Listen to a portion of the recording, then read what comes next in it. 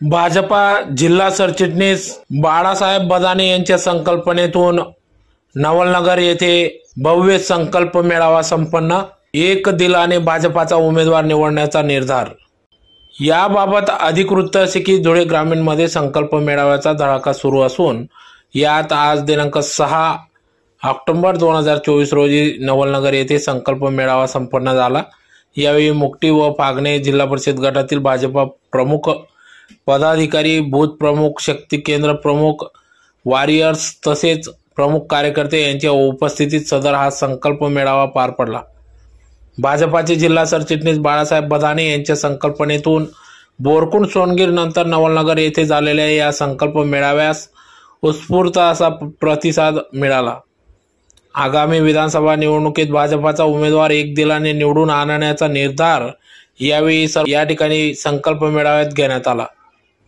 नवलनगर येथील दंदाई माता मंदिर आवारात झालेल्या या संकल्प मेळाव्यास भाजप धुळे ग्रामीण पक्ष निरीक्षक कनक बालोट, धुळे जिल्हाध्यक्ष बबन चौधरी, धुळे ग्रामीण प्रभारी गौरव सोनार, भाजप किसान मोर्चा प्रदेश उपाध्यक्ष बापूसाहेब खलाने, भाजपा जिल्हा उपाध्यक्ष प्राध्यापक अरविंद जाधव, भाऊसाहेब देसले, अशोक सोडके, जिल्हा सरचिटणीस तथा मेळाव्याचे आयोजक बाळासाहेब बदाने, किशोर सिंघवी, तालुका अध्यक्ष देवेंद्र पाटील, महिला तालुका उपाध्यक्ष उज्ज्वला वाघ, तालुका सरचिटणीस श्याम बडगुजर, शिक्षण संस्था चालक आघाडी अध्यक्ष अमोल पाटील, जिल्हा परिषद सदस्य प्रभाकर पाटील, राम बदाने, आशुतोष पाटील, पंचायत समिती सभापती धरम धुडकू भिल, उपसभापती देवेंद्र माडी, सदस्य बाबाजी देसले, माजी पंचायत समिती सदस्य रोहिदास पाटील, नंदाडे सरपंच शंकर आप्पा, योगेश पाटील, नवलनगर उपसरपंच महेंद्र पाटील, फागणे सरपंच नगराज पाटील, बिरडाणे सरपंच राजेश पाटील, विश्वनाथ सरपंच गुलाब पाटील, आंबोडे सरपंच रतन पारके, योगेश पाटील, अंचाडे सरपंच रमेश आबा, रिंकू पाटील, नावरा माजी सरपंच विश्वास पाटील, मोहाडी माजी सरपंच पिंटूभाऊ धनगर, नंदाडे माजी सरपंच संदीप पाटील, आजंग माजी सरपंच नंदलाल पाटील, आर्णीचे निलेश माडी व समस्त भारतीय जनता पार्टीचे सर्व पदाधिकारी, शक्ती केंद्र प्रमुख, बूथ प्रमुख कार्यकर्ते व ग्रामस्थ यांच्या उपस्थितीत सदर संकल्प मेळावा या ठिकाणी पार पडला।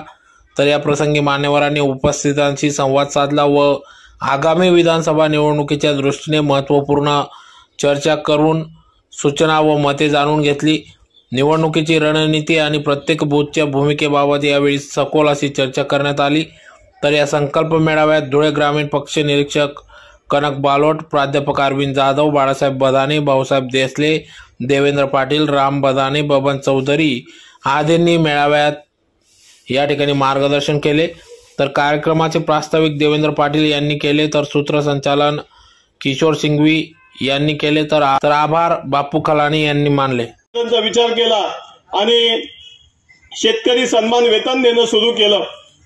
आपण जर विचार केला तर 10 वर्षापूर्वी आपल्याला जी वीज मिळत नव्हती, आपल्याला शेताच्या बांधावरून आपण मोटारीचं बटन दाबायला गेलो आणि परत आपण जर त्या बांधावरपर्यंत गेलो तेवढ्याच वीज जायची, आपल्याला नीट वीज मिळत नव्हती।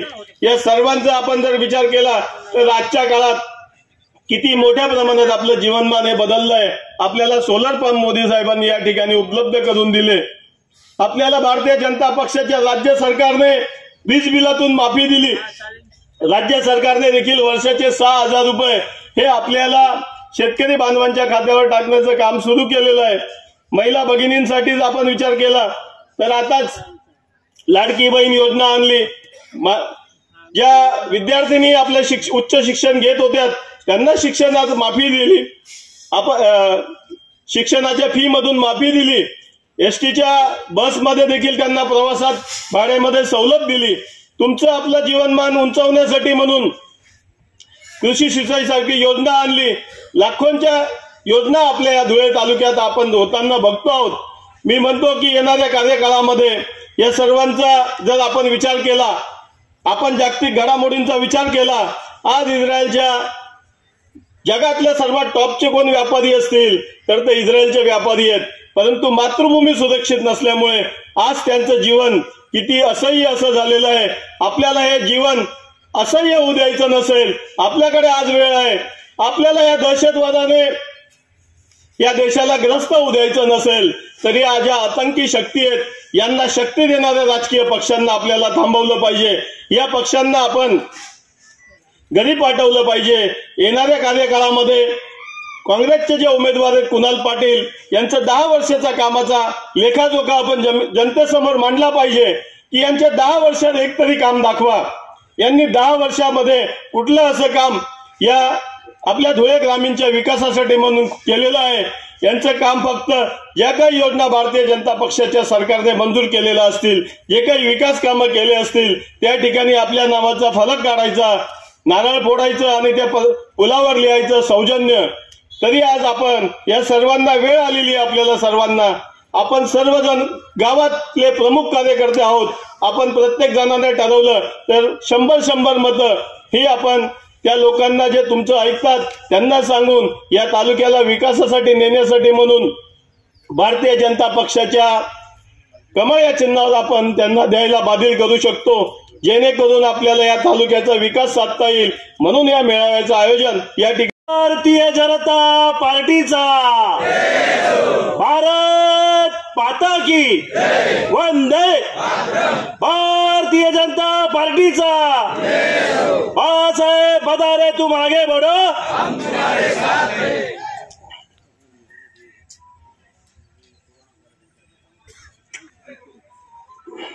हिंदवी स्वराज्याचे संस्थापक राजे छत्रपती शिवाजी महाराज, घटनेचे शिल्पकार भारतरत्न डॉक्टर बाबासाहेब आंबेडकर, क्रांती सूर्य महात्मा ज्योतिबा फुले, वीर एकलव्य, वीर महाराणा प्रताप पुरुष या सगळ्याच महामानवांना विनम्र अभिवादन करून आज नवलनगर येथे धनदाई मातेच्या पवित्र अशा परिसरात भारतीय जनता पार्टीच्या विजय संकल्प मेळाव्याला या ठिकाणी ज्यांची प्रमुख उपस्थिती आहे ते धुळे जिल्ह्याचे भारतीय जनता पार्टीचे अध्यक्ष माननीय बबनरावजी चौधरी, बापू खलाने, जिल्हा परिषदेचे सन्माननीय माजी अध्यक्ष, या गटाचे विद्यमान सदस्य भाजपाचे जिल्हा उपाध्यक्ष अरविंदजी जाधव सर, बापू खलाने, जिल्ह्याचे सरचिटणीस किशोरभाऊ सिंघवी, बबन भाऊ आपलं सुरतहून आलेले कनकभाई बारोट, आशुतोष दादा पाटील, प्रभाकर आबा, विश्वास बापू, व्यासपीठावर विराजमान सर्व सन्माननीय नेतेगण आणि व्यासपीठावर समोर उपस्थित असलेले भारतीय जनता पार्टीवर प्रेम करत असलेले माझे वडीलधारी मंडळी आणि तरुण बांधवांनो, एक सुरुवात झालेली आहे। एक साधारणतः 14 तारखेला आचारसंहिता लागेल आणि 14 तारखेनंतर या संपूर्ण महाराष्ट्रात विधानसभेच्या निवडणुका ह्या घोषित होतील आणि त्याच आधारावर भारतीय जनता पार्टीचे मेळावे धुळे विधानसभा ग्रामीण मध्ये सुरू झालेले आहेत। एक मागच्या आठवड्यामध्ये बोरी परिसरात 5 गटांचा मेळावा संपन्न झाला आणि काल सोनगिर येथे कापडण, नगाव आणि सोनगिर या ठिकाणी 3 गटांचा जिल्हा परिषद मेळावा संपन्न झाला आणि आज या परिसरात आज या 2 गटांचा मेळावा या ठिकाणी संपन्न होत आहे। संपूर्ण धुळे तालुक्यात भारतीय जनता पार्टीचं अतिशय आनंदाचं आणि अनुकूल असं वातावरण आहे। म्हणून या ठिकाणी प्रथम विश्वास व्यक्त करतो की येणाऱ्या विधानसभेच्या काळात भारतीय जनता पार्टीचा आमदार हा निवडल्याशिवाय राहणार नाही असा विश्वास या ठिकाणी व्यक्त करतो। मागच्या 4 महिन्यापूर्वी साधारणतः 2 ते 4 महिन्यापूर्वी लोकसभेच्या निवडणुका झाल्यात। सगळ्यांनी चांगलं काम केलं। धुळे तालुक्यात 65,000 मतांचा आपण लीड दिला, पण दुर्दैवाने आपण लोकसभेत यश संपादन करू शकलो नाही। ज्या काही चुका झाल्यात त्या चुका आपण विधानसभेला करणार नाहीत, कारण आपल्याला एक चांगल्या प्रकारचा अनुभव आला। आपण एक अति कॉन्फिडन्स आणि अति आत्मविश्वास पोटी एक खासदारकीचं जागा आपण या ठिकाणी गमवत बसलो माझ्या बांधवांनो। पण असं जरी असलं की धुळे तालुक्यात 60,000 मतांचा लीड जरी मिळाला, पण मालेगाव या मतदारसंघामुळे फक्त एकटा मालेगाव मतदारसंघामुळे खासदारकीची जागा चालली गेली माझ्या बांधवांनो। आणि मालेगाव मतदारसंघात एक विशिष्ट समाज, एक विशिष्ट जाती समाज जर एवढा एक होत असेल आणि जर काँग्रेसच्या खासदाराला निवडून आणत असेल तर दुर्दैवाने या ठिकाणी व्यक्त करतो की हिंदू समाज आणि माझा दुसरा बांधव काय करतो, ही एक आत्मचिंतनाची वेळ माझ्या बांधवांनो। या धुळे लोकसभा मतदारसंघात 20 लाख मतं आहेत. त्याचप्रमाणे 3 लाख मतं हे विशिष्ट समाजाचे जरी असले तरी 17 लाख मतदान हे हिंदू समाजाचं मतदान होतं. पण तरी सुद्धा आपण एक खासदारकीची जागा आपण राखू शकले नाही माझ्या बांधवांनो. आणि वर्षभर आपण बूथ रचनेचं काम करतो. बूथ रचना, शक्ती केंद्र प्रमुख, पन्ना प्रमुख आपण वर्षभर या संदर्भात मिटिंगा घेतो. पण लोकसभेमध्ये मात्र बूथ रचना मात्र आपली ढिसाळ झाली होती. बूथ रचना प्रभावीपणे आपण राबवले नाही ते प्रत्येक बूथ मध्ये जर आपण अतिशय प्रामुख्याने एक चांगल्या प्रकारचं नियोजन केलं असतं तर प्रत्येक गटामध्ये मंडळ प्रमुख देवेंद्रजी पाटील, पंचायत समिती सदस्य धर्माभाऊ, सभापती श्यामभाऊ भरगुजर, अंचाड्याचे रमेशाबा, पिंटू दादा, रिंकू दादा, नावऱ्याचे विश्वासराव बापू, नवलचे देसले मामा, महेंद्रभाऊ पाटील, भुराबा, मधुबापू आणि अमोल, नंदायाचे विस्तारक सोना आणि सगळे या खास करून ज्यांच्यासाठी हा मेळावा आयोजित केलेला आहे ते सगळे बूथ शक्ती केंद्र प्रमुख ज्यांचं गावावर त्याच्या भागावर वर्चस्व असे संजय तरुण सहकारी आणि ज्येष्ठांनो, येणाऱ्या दिवसामध्ये विधानसभेचं बिगुल वाजलेलंच आहे आणि प्रत्यक्षात त्या सगळ्या चालू होतील. कदाचित तारखेच्या आसपास आचारसंहिता डिक्लेअर होईल आणि नोव्हेंबर अखेरपर्यंत आपली मतदान प्रक्रिया पूर्ण झाली असेल. आणि त्याची पूर्वतयारी म्हणून आपण आता प्रत्येक जिल्हा परिषद गटवाईज मेळावे घेत आहोत. आज फागणे आणि 2 गटांच्या सर्व पदाधिकाऱ्यांसाठी हा मेळावा आयोजित केलेला होता.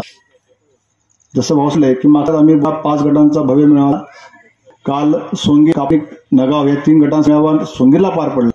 आजचा हा मेळावा पुढचा मेळावा किंवा गावात 4 गटांसाठी आयोजित केलेला आहे. नेमकं आपल्याला 40 दिवसात काय करायचं आहे हा विषय फार महत्वाचा आहे.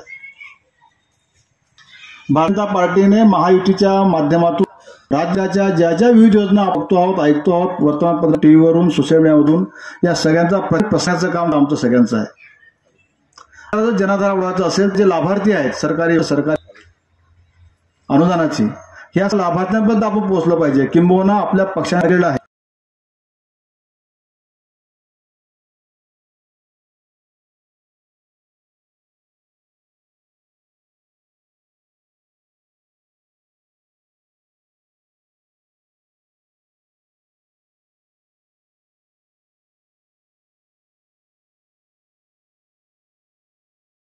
तेव्हा आपली नाव होती.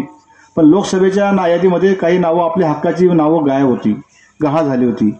तर ती नावं पुन्हा यादीत समाविष्ट झाली आहेत की नाही याचं आपण अवलोकन करून घ्यायचं आहे. आणि अजूनही समजा आपल्याला वेळ असेल तर आपल्याला ते नाव अपडेट करायचं आहे.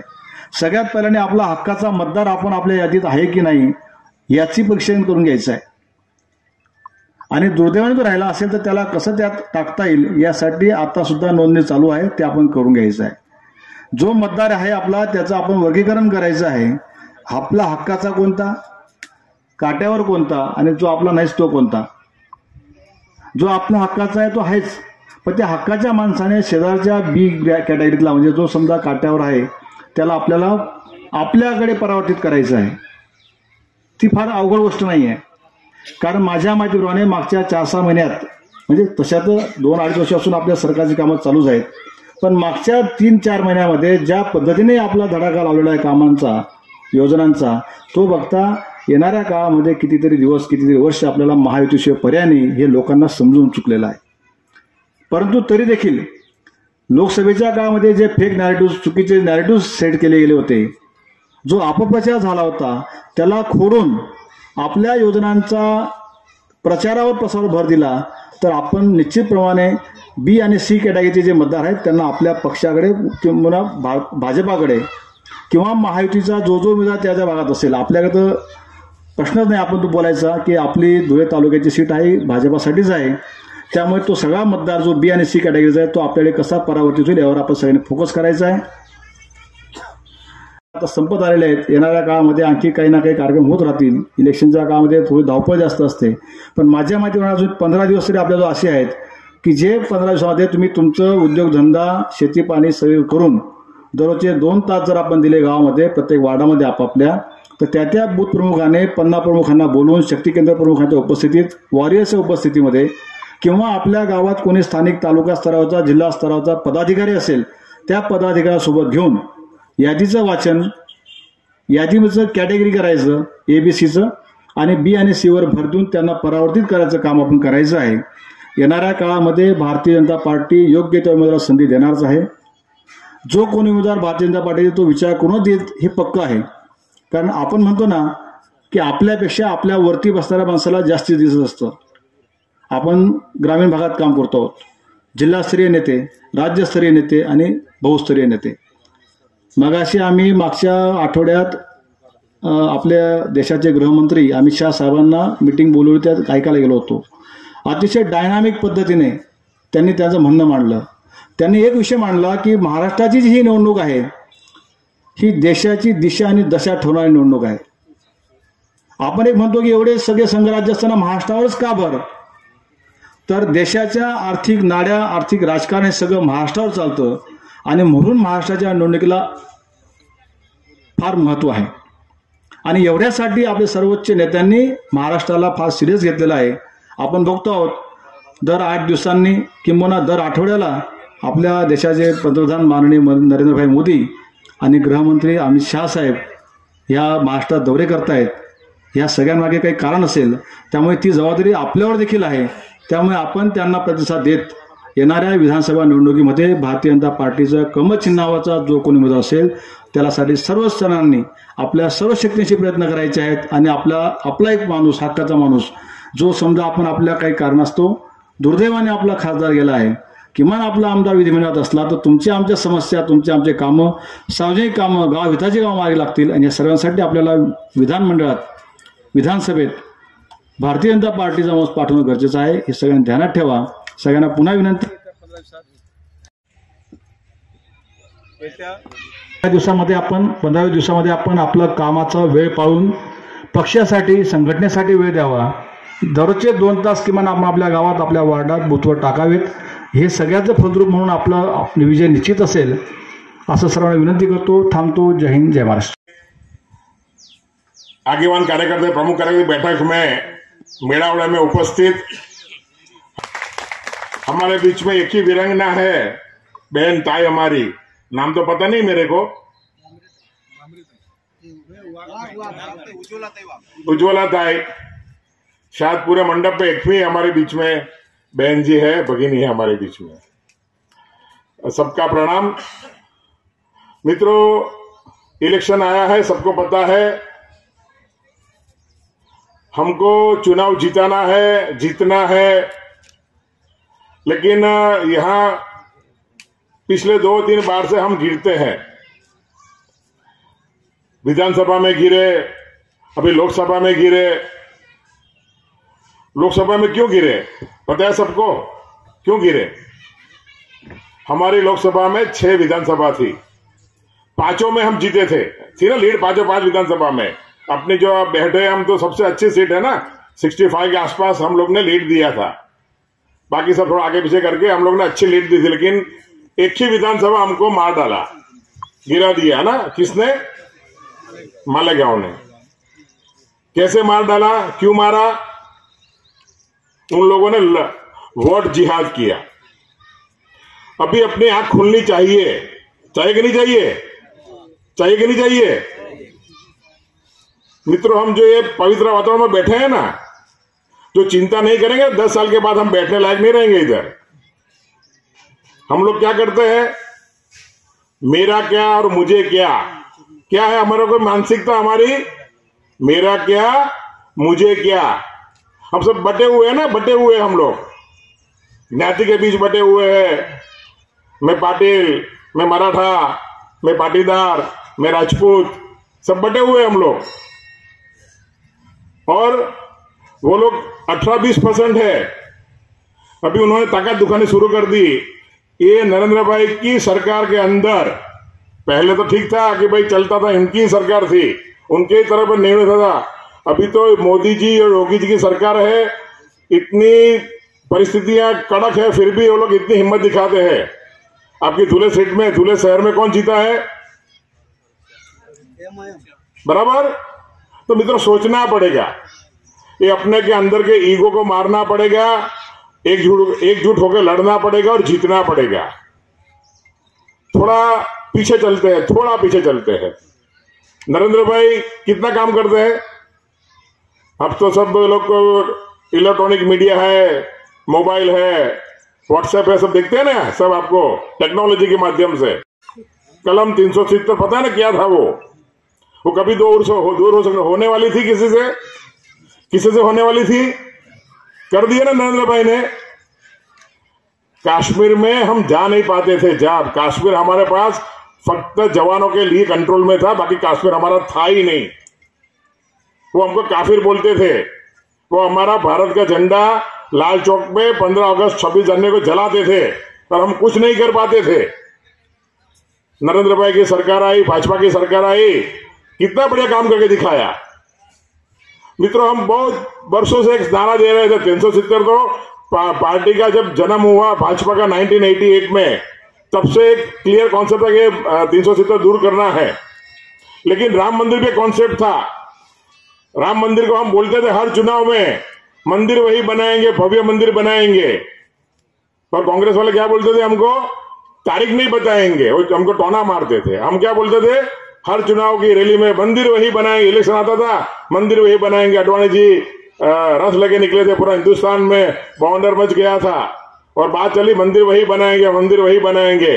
वो लोग बोलते थे अभी तुम सरकार में तो आओ तब मंदिर बनाओगे ना। तो वो मस्करी करते थे हमारी कि तारीख नहीं बताएंगे। बन गया मंदिर, भव्य मंदिर बन गया, 1 साल भी नहीं हुआ। लेकिन हमने क्या किया, मंदिर बना दिया, 370 कलम रद्द कर दिया और हमने क्या किया, नरेंद्र भाई को गिरा दिया ना। ये तो कोई अपना थोड़ा बहुत अपना कुछ अच्छा होना वाला होगा तो जाते जाते बच गए। हमने मेजोरिटी भी नहीं दी पार्टी को। बात समझ में आती है मेरी? मैं कोई गलत बोल रहा हूं क्या मैं? तो क्या ये क्या कर रहे हैं हम लोग? बस इसमें ये टिकट मेरे दोस्त को नहीं मिली, मेरे चाहिए को टिकट नहीं मिली तो वो सामने वालों को गिरा देने का चलेगा ऐसा? मित्रों, ये धर्म युद्ध है। चुनाव में टिकट एक को ही मिलता है। पार्टी को बहुत तकलीफ होती है, बहुत चीज देखने पार्टी को टिकट देना पड़ता है। कई बार अच्छा कार्यकर्ता छूट भी जाता है पार्टी से, क्योंकि सराउंडिंग माहौल ऐसा होता है। दबंग के साथ दबन देना पड़ता है, बहुत परिस्थितियां देखना पड़ता है, ज्ञाति का समीकरण देखना पड़ता है। तो टिकट तो एक को ही मिलने वाली है ना। लेकिन हम कार्यकर्ताओं क्या करते हैं, भाई हम तो इनके आदमी हैं, हमारी पसंद ये है, होनी चाहिए। किसी के साथ लगाव होना है, खुद को चाहिए, वो कोई गलत बात नहीं है। हम राजकारण में है, बराबर है, कोई भजन मंडली नहीं चला रहे। हम राजकारण में है तो सबके पास अपेक्षा है, सबको कुछ ना कुछ आगे बढ़ना है तो कुछ अपेक्षा रखते हैं। लेकिन कब तक? जब तक डिक्लेयर ना हो तब तक। एक बार डिक्लेयर हो गया, बात खत्म हो गई। फिर कमल लड़ रहा है। कौन लड़ता है? कमल लड़ता है। और कमल को जिता के फडणवीस जी को मजबूत बनाना है। मित्रों, आपका तो सीएम भी कितना बढ़िया था, देवेंद्र फडणवीस। हम लोग क्या है, स्टेज पे नहीं बिठाते, नाराज हो जाते हैं। क्या करते हैं, अगर गांव का थोड़ा आगे वाला स्टेज पे नहीं बिठाते, नाराज हो जाते हैं हम लोग। फडणवीस जी को पार्टी ने बोला भाई आपको डेप्यूटी सीएम बनना है, सीएम को बोला डेप्यूटी सीएम बनना है, एक शब्द नहीं बोला, वो बैठ गए आराम से।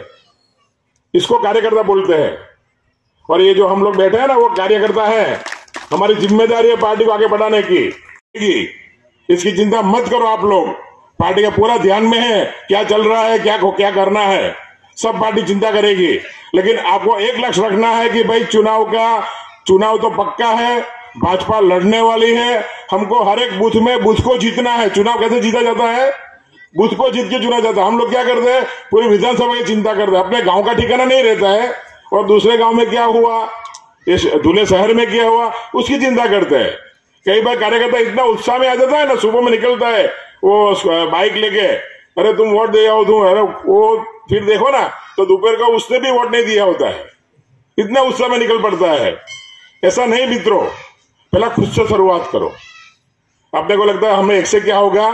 मित्रों, एक कहावत है, टीपे टीपे सरोवर भराए। हमारे गुजरात में कहावत है, टीपे टीपे सरोवर भराए। और आपका नल का रात को नल टपकता है तो एक टीपा टीपा ही पड़ता है, सुबह में तो पूरा ढोल भर जाती है। सुरुवात करना है, एक से सुरुवात करना है।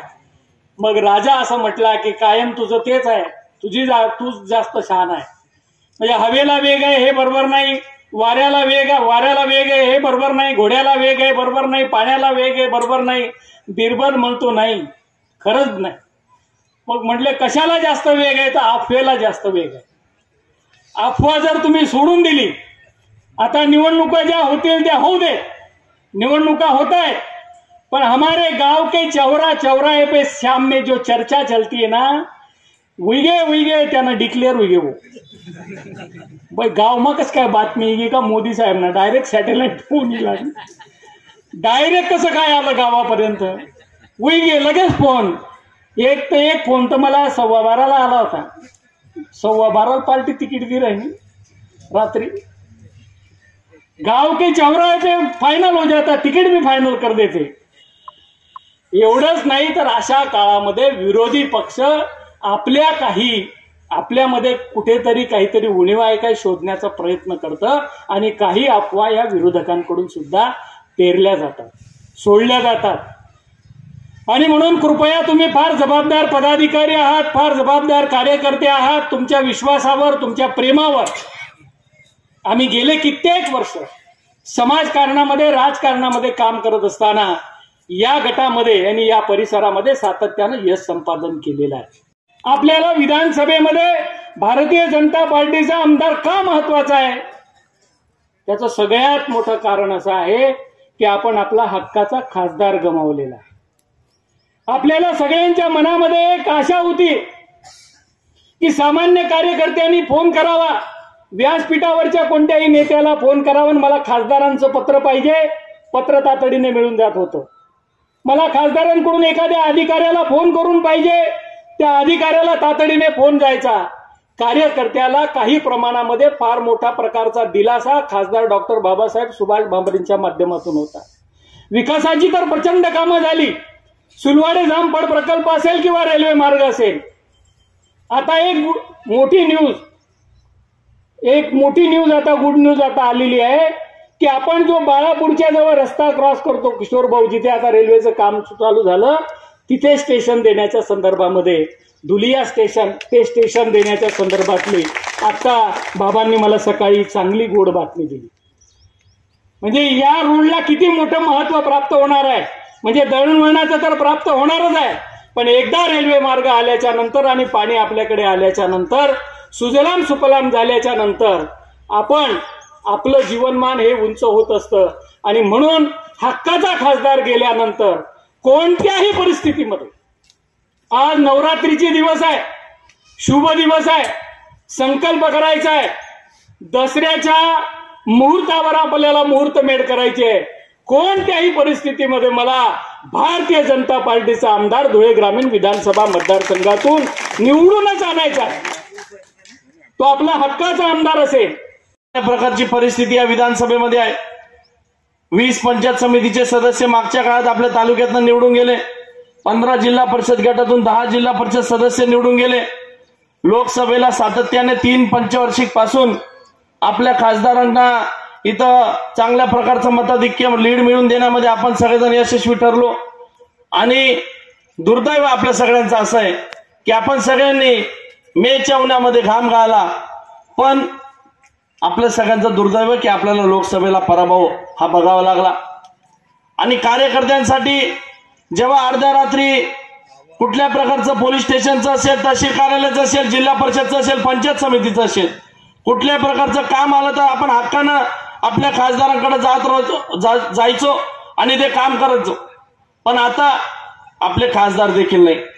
म्हणून ज्या वेळेस समोरचे लोक आपल्यावर जेव्हा अन्याय करतात, अत्याचार करतात, ते कार्यकर्त्याला त्याच्या गावामध्ये भोगावं लागतं. त्यांच्यावर केसी दाखल होतात, त्यांना तो त्रास भोगायला लागतो. आणि म्हणून सत्ता राहायला पाहिजे, आपला हक्काचा माणूस निवडला पाहिजे, आपला हक्काचं व्यासपीठ आपल्याकडे ऐकणारं कोणतरी असलं पाहिजे. याच्यासाठीचा विधानसभेचा आमदार आपल्याला महत्वाचा आहे. आपण आज बघतो भारतीय जनता पार्टीची एवढी चांगली परिस्थिती असताना तालुक्यामधून आपण 65,000चं मताधिक्य हे बाबासाहेबांच्या निवडणुकीमध्ये काढू शकलो. पण हे काढत असताना विधानसभा तेवढीच महत्वाची आहे. आम्ही सगळेजण एक संघ राहून समोरच्या लोकांना तोंड देण्यासाठी सगळेजण व्यासपीठावरचे लोक एकत्र येऊन काम करतोय. आमच्या सगळ्यांच्या मनामध्ये एकच संकल्प आहे की समोरच्याला जर टक्कर द्यायची असेल तर आम्ही सगळेजण एकत्र असलं पाहिजे आणि एकत्र राहून समोरच्याला 100% पराभूत करण्यासाठी या तालुक्याची जनता आपल्या सगळ्यांना सहकार्य करेल. आज आपण बघा अशा प्रकारची परिस्थिती या तालुक्यामध्ये येऊन ठेपली. खरेदी विक्री संघ बघा तो सुद्धा चाटून पुसून खाऊन टाकलाय. म्हणजे तुम्हाला संपर्क ठेवता आला नाही, तुम्हाला ज्या बापजादेने आयत्या सहकारी संस्था दिल्या त्या चालू शकले नाही, तुम्हाला कुठल्या प्रकारची योजना देऊ शकले नाही, एखाद्या गावामध्ये साधी ताडपत्री सुद्धा देऊ शकले नाही. हे या तालुक्याचं दुर्दैव आहे. 10 वर्षामध्ये एक ताडपत्री सुद्धा देऊ शकले नाही. मग ते उपस्थित आहेत. 100 रुपयाचा तरी 10 वर्षामध्ये कोणाचा फायदा झाला असा आहे का एखादा तरी? 100 रुपयाचा सुद्धा फायदा झाला नाही असा एकही कार्यकर्ता नाही की आमच्या गावामध्ये फायदा झाला. 10 वर्षामध्ये समोरचा माणूस या तालुक्यामध्ये ना संपर्क ठेवू शकला, ना जे बापजादेचं आयतं मिळालं होतं ते टिकवू शकला, ना कोणतं विकासाचं काम करू शकला, ना सिंचनाचं काम करू शकला, ना माणसं घडवू शकला. उलट आमच्या कार्यकर्त्यावर अन्याय केला, मारामारा लावल्या, भानगडी लावल्या, केसी दाखल केल्या. एवढं एकच काम त्यांना येतं. आणि लोकांना खोटे आश्वासन देऊन आता प्रत्येक गावामध्ये 4-4, 5-5 नोकऱ्यांच्या ऑर्डरी निघतील आणि त्या ऑर्डरी निघतील आणि ऑर्डरी निघाल्याच्या नंतर लोकांना आता आमिषांना बळी पाडतील. आणि एखादा जर भाजपचा कट्टर कार्यकर्ता असेल, जो जर नोकरीला लाथ मारत असेल तर त्याच्याच काकाच्या मुलाला देऊन त्याच्या घरामध्ये सुद्धा भांडणी लावतील. आता असे प्रकार सुरू होतील. अहो, अशी परिस्थिती आपल्या तालुक्यामध्ये आहे. इतकी नतद्रष्ट आणि दुर्दैव लोकप्रतिनिधी आपल्याला मिळालेला आहे. आज मला सांगा, कोरोना सारखा वेळ गेला, किती लोकांना तुम्ही मदत केली, किती लोकांना तुम्ही ऍडमिट केलं, किती लोकांना कोविड व्हॅक्सिन दिली, आणि कोरोना पासून तास तागत तुम्ही काढून बघा, एकही माणूस कुठं त्यांचा उभा राहिलेला दिसत नाही. आणि आता सकाळी 7 पासून गावामध्ये उभे राहतात.